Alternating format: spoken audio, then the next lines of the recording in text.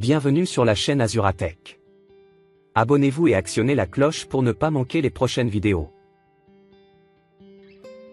Je vais vous montrer ici comment utiliser ce que l'on appelle un espace insécable.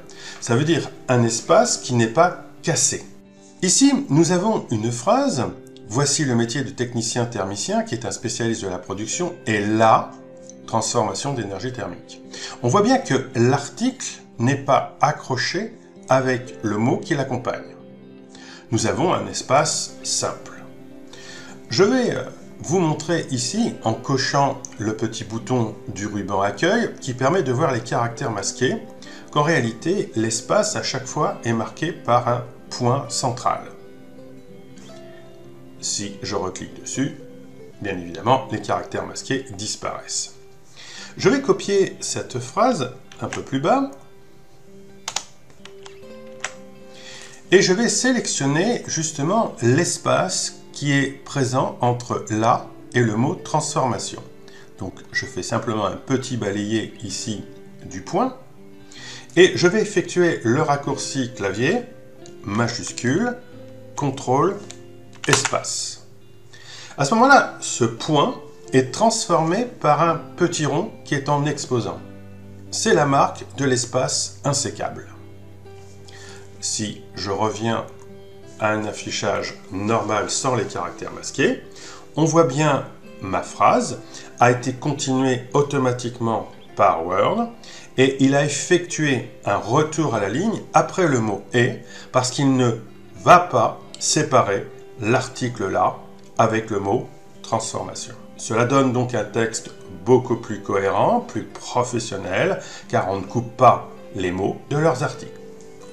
Si j'avais l'intention également de prendre ce texte et de le justifier, donc je clique ici sur ce bouton, on a une justification du texte à gauche et à droite par rapport aux marges. Donc on voit bien que là aussi, Word a effectué le retour à la ligne en tenant compte de cet espace insécable. Je vous remontre une fois ici. On a bien la petite différence. Ici, je vois bien que c'est un espace insécable. Je vais vous montrer ici un second exemple de l'espace insécable. Retrouvons un texte que j'avais déjà incorporé dans la vidéo précédente, qui était la mise en forme d'un texte du petit poucet sous forme de 2 colonnes. Je retrouve donc ce texte, j'en profite. Je descends un petit peu dans mon texte et ici il y a quelque chose qui me gêne un petit peu, c'est dans la phrase « Le père et la mère, virgule, les voyant occupés à travailler s'éloignèrent d'eux insensiblement » et ainsi de suite. J'aimerais que le mot « les » reste accroché avec « voyant ». Donc que l'on ait une fin de ligne « Le père et la mère, virgule », puis retour à la ligne « Les voyants ». Il faut surtout pas faire un retour à la ligne. Là, on voit effectivement, là, c'est cassé, c'est pas beau, ça casse le paragraphe, surtout pas. Il faut pas non plus faire un shift entrée avec un retour à la ligne. Bien évidemment, j'obtiens le résultat attendu, mais on voit bien ici que la marque qui apparaît est un retour à la ligne. C'est pas bon en cas de modification de son texte et de réajustement. Donc, on se crée en réalité des problèmes futurs. Donc ça, surtout pas non plus. La bonne méthode est donc d'utiliser l'espace insécable. Donc, comme on l'a vu avec l'exemple précédent. Je vais venir sélectionner le petit rond là qui marque l'espace entre les et voyants.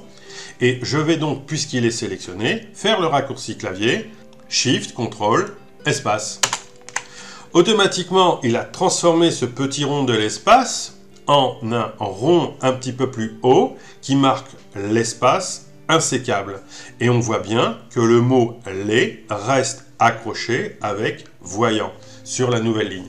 Je masque les caractères d'aide et on voit bien mon texte est bien propre et il est fait dans les règles de l'art. Voilà donc nos 2 exemples de l'espace insécable. J'espère que vous avez bien compris son intérêt.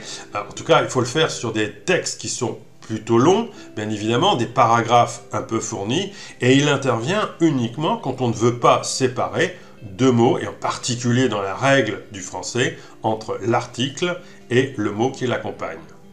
Je vous laisse là-dessus. Amusez-vous bien avec ceci, j'espère que vous en profiterez. En tout cas, laissez-moi un commentaire si cela vous a plu et si vous voulez voir d'autres commandes de ce type. Et je vous retrouve bientôt pour une prochaine vidéo.